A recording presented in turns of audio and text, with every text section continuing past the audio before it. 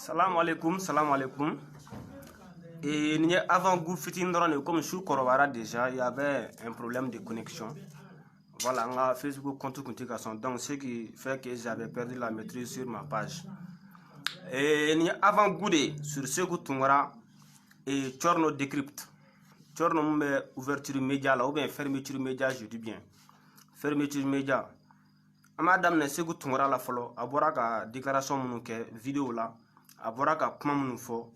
Kanyeshi imam Mamoudou concernant la marche du 10 janvier. Yerewolo moko. Yerewolo debout sur la rampa. Ou quel nom ambalien d'embe wele. Quand on a marché, quand on so guaira.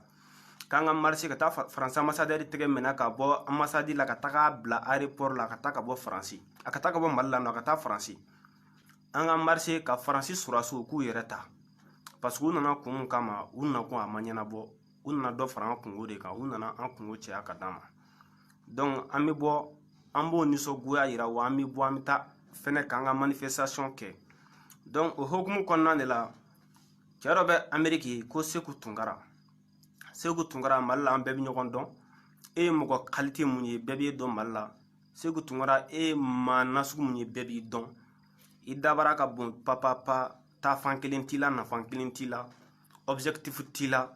Et kele chanari ningo kele chana segu tungara e mena antido historique kono folode ningo kele chana do segu tungara de bora no wakati laban no abika Mamoudou saboté abika pmo fo Mamoudou ma pmo mun re dogalima ne fanfe no e ka fo ko Mamoudou bala ka kele chani ko Mamoudou kele firi ko Mamoudou bala ka population no jeunesse ko lu mina ko di fagama ko Mamoudou de bala ka kele firi ka tamna ka blakuna ce que tu m'auras de boire à une machine belle nous t'a fo Mamoudou ma nango kamipma ko antaye karamoko antaye amga défend à Congolo no fait non amatuko Mamoudou défend à Congolo no fait anya défend anya ye chugomina parce que ni betuko moko ibi fin do mono rebe bo jatimna la abe mun fo esko jugo ba lawa abe mun fo esko rebe trama o kanwa mumi ba da ko esko ke wale ba lawa ya famnya donc anya ye ni fin ça va bet dafale no tikola a wulila ka kele fen o fen ke ka dans le code de la famille la fois que c'est homosexualité kelema a wuli kunu en tant que président du Haut Conseil islamique du Mali a kunanga wuli ki jo ala o mana boy ukoko wa ko komi ko boboy kai boboy gwen kwai mo ko labo kun te fuye boboy ka gen ka me place mona kai o place soro segu tungora ere ta don o place na so munye parce que avoir au conseil islamique la place wora du mene dirama mission de bonne œuvre o mana fa abdara en tugun newa donc segu tungora ama fi ko yoro nyefanyana parce que e be ka foko place mo ama don place mo toujours abo place kelen la no almami badalago abo place kelen la toujours ama do place mo na abi sabali de fo on nyana ya famne o segu tungora kelen mouvement yera wolo debout sur la rampa moko o takara digo de fe imam Mamoudou digo fe takale digo fe ku ka marché nyefo digo nyana digo ko ku ka ko keni basiki ay ko keni basiki aleni okana bo français contrôle la o be nyogonye sira la wa o ti nyogonye sira la seko tungara baraka kuma info est-ce que mo gonu ne ko mouvement yera wolo mo ko no yera wolo debout sur la rampe est-ce que le go seko ka bo ka kuma info wa o e fly seko tungara baliku kimene ngoro ne kuma fori nyana so kono horonya kono baliku ya kono akanga dan so kono de eti journaliste kuma fori nyana ka foko diko ku ka ko ke u ka nemene mo kata ko u ka ko ke ni basigi ale se ka mun fuye o odi u ka ke ni basigi marché ni marché bi ka aka ni faso jodu akanga ke ni basigi de wa akanga ke ni fekari akanga ke basigi de wa akanga ke ni eta ka fin chanchani si jamais marché nana ke fo fin nana tien fin karla alors que mo gon tara digo fi digo est sous surveillance mo gon mun tagara fin ils sont tous sur surveillance bien go kalama mun fora no na ni digo de obla chenno epsa responsabilité korowa segu tungara ale ni mo gon mi kokoro otisa koro otiseka kota en charge donc pour vous dire simplement segu tungara bora ko yoro mu fe mena bo wakati wera mo wala kosebe parce que segu tungara carton et segu tungara il n'a pas d'idéologie concrète parce que au lieu de nana kana ibeka clean sikanguna étant au courant du programme de Ibeka, ou non Ibeka défend au programme clé, même si c'est un programme de division du Mali, au lieu au programme clé défend, au cara benyan non. Au mana oui, c'est que tu m'as aller quand spécialement quoi parce qu'avec un moko ka kele chamboula avec kele chamboula ni mune le fait qu'il avait Digo attaqué le fait qu'il a Digo attaqué ale nyana ko populisme ale nyana ko be jama de to ale ko parce que moko bena fo ah tu sais go et pourtant a carale no et pourtant ma avec Digo attaqué parce que munu mega fa kulo koro ko Digo a perdu beaucoup de crédibilité. C'est pas la première fois qu'il faut Digo ma ko Digo a perdu beaucoup de crédibilité au moment du coup d'état là quand les journaux disaient que Digo était devenu politique. Wakati ngu ko mo chete Digo ko tukuni ukuma fa donc c'est que tungara comme ale karen audacité ba ale la ka boki nyeshi Digo ma ka Digo dokoya ka mana kon fo Digo ma ka kalo kon fo Digo ma a reta atayro don ata boro don Digo e français dénoncer ka soroni e ma français kelen damne wa e ka français kelen dan e ka téléphone ko felan ya famnya Digo bi voyager ou se ka Digo viser drone ou se ka français bi ka mo ko munu armée Mali centre ni Mali nord la ou se ka Digo faga non abitaka wakati na kata Mali surasu bubolola e moto ke Digo place là Digo est français dénoncé kaira ka fo le MNLA est un appât kaira ka fo MNLA est une formation française le MNLA est un piège MNLA t'es non français au de bien Digo au fond en tant qu'une grande personnalité ya famnya ma jumene sorla ka fo kibi o nyokona fo Malla Digo ka place nyokona no o jumene bien donc me fe ka mun fo yere wolo mogo nyana dron segu tungra mi fe ka nga kele tien kilin flana ma ka mesen atisi mogo mun ma kwa fo luka mesen utisi abe fe ka kele tien ni munde abe fe ka mogo mouvement discrédité ya fa ka fo kube Digo contrôle ka fo kuni Digo tesira kelenga or que c'est pas ça Mamou Digo est en faveur de toute initiative qui est la libération du pays ya fa initiative fɛn fɛn bɛ n'a tɛ opposé hɔrɔnya ni danbe la Mamou Digo bɛɛ b'a kalama a b'o bato kɔnɔ donc Sékou Tounkara i bɛ ka missionnaire de don ou encore certains missionnaires de nulle part a bɛ fɛ ka kɛlɛ in saboter n'a tɛ i bɛ ka baara la a bɛ sɔrɔ a bɛ opposant dɔ ka baara la yen nɔ mais quand même a bɛ na virus de don a bɛ yɛrɛ ɲagami mouvement kɔnɔna na ka k'i n'a fɔ n'ale bɛ ka kuma ni yɛrɛ wolo debusi la ba mɔgɔw de ye k'a sɔrɔ u m'a bila k'a ka communication kɛ a ye mun fɔ ses propos n'engagent que lui i y'a faamuya. Moi-même, je suis témoin.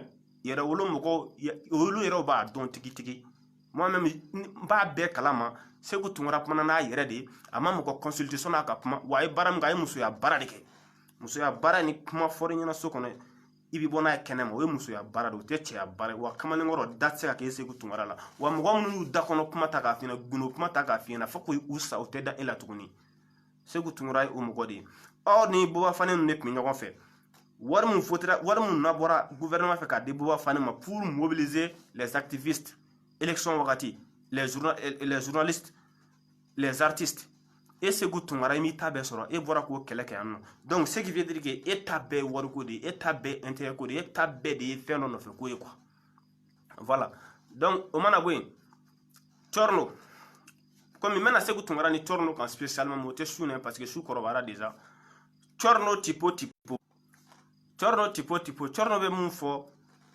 ata korodon Chorno ni mangara ni bubayo ale mena ka taka furakse kale kono don ale ti sigi kalo kan fola kaba ngal liti saboté kabe arasbati défend ma chesite ka arasbati défend horonya konana ni mugo kibe arasbati défend ame dominikum bi horonte aya ka dame fere aka horonya fere est-ce que ya famnya ni ye chewo che ka fo kibe arasa défend ni posturing konana i ka horonya fere i ka dame fere Chorno mangara ni buba fermeture média mena o kan spécialement o te biye o de bala ka fo ni français tara kan mina ke cogodi ko ni français tara ko mali bina ke cogodi ko ni français tara ko mali be kla ko ni français kuma na ko terrorisme kuma na Bamako ko ni français kuma terrorisme black na est-ce que kuma se Kidal ni français kuma terrorisme black na est-ce que kuma se Tombouctou ko kuma se Gao est-ce que kuma se Jabali ou kuma se Sochila donc Chorno nous din qualité nous be malla depuis indépendance mata depuis indépendance ta wakati ni din chou qualité rek meno miri malangono suko do rek meno munu mi ga kanga na indépendance ta kanti sanjere koro o ma qualité bi bien fam be fe ya yi ko coup d'état kera faso jola fe on fena faso dilangolon do de akala wa faso dilangolon do de atikla mo deme Chorno fermeture média mo mun boni bubu sise mun boni arasbati che no bi ka arasbati défend no bi ko yere ka arasbati ka avocat ambe na okans an ye aw to yen nɔ k'aw to yen, ma aw tɛ se k'a fɔ ko aw bɛ mɔgɔ dɔw minɛ k'u di faso janfabaga ma. Aw tɛ se ka, n'aw ye journalisme de ye, n'aw ye journaliste de ye, a y'a ka journalistya kɛ aw k'aw daminɛ ka bɔ k'i ɲɛ waga, ka bɔ k'i dabara waga galon kan, a ti passé dɛ. E tɛ se ka exemple foyi di anw ma k'a fɔ ko ni Faransi tagara k'anw bɛ sa, ni Faransi tagara fiɲɛ dɔ de bɛna wuli ka Mali ci yan. I ka kuma kɔnɔna na ko ni Faransi tagara k'an b'a kɛ cogo di, k'a fɔ k'i bɛ anw ka marche in k'i b'o discréditer, e ka mɛsɛn o la. Fermeture média n'o ye Mangara ni Buba, aw ka mɛsɛn o la quoi. Mais Mangara ni Buba n'olu ye 2000 ni 1 d'e ma ka chemise ni 1 san ka d'e ma ka ban, pigi ma ban dugu kɔnɔ, pelu ma ban, i tɛ taa baara dɔ kɛ, taa baara kɛ dɛ. Ni fugariya ni manamana ko in a ti laban. Maa mɛ tila ka na o kan spécialement, an b'a to ni 10 janvier tɛmɛna wagati min na, parce que e Tchorno an y'a ɲɛ ci kan ka tɛmɛ, k'an ɲɛ ci kan ka tɛmɛ. I bɛ ka Arasa défend ka mɔgɔw dɔgɔya a mɛnna, i bɛ ka Arasa défend ka mɔgɔw nɛni a mɛnna, ka kalokalokanw fɔ a mɛnna. An ma fɛn f'i ɲɛna, an ma fɛn f'i ɲɛna. Mais sisan i ta dɔnna sa ni mɔgɔ min fɛnɛ wulila k'a bɛ Maliko kɛlɛ kɛ, tellement que Bubu kɛlen don ka wari sɔnsɔn aw kɔnɔ, Bubu kɛlen don ka jeton di aw ma, ka aw bila condition ɲɛnama na, aw bɔ k'a bɛ manamanakan fɔ mɔgɔw ma ko parce que k'an ko k'an bɛna marcher. I y'a faamuya. Bubu Tchorno, Segu Tunkara, ouverture média ni Segu Tunkara, a bɛɛ bɛ bato kelen kɔnɔ, a bɛɛ ye kɛlɛcɛnaw de ye, a bɛɛ kɛlɛcɛna. E tɛ se ka bɔ k'a fɔ anw ɲɛna ko ni Faransi taara k'an b'a kɛ cogo di quoi. Ni dutigi sara dudenw tɛ balo wa? Han? I tɛ da la k'a fɔ ko jɔ, i tɛ da la k'a fɔ ko jɔyɔrɔ t'i la diɲɛ kɔnɔ, han? F'i ka sa ka bɔ du kɔnɔ i b'i denw balotɔ ye. K'a sɔrɔ Faransi mana an kun bɛ yen, wa Faransi de MNLA créé.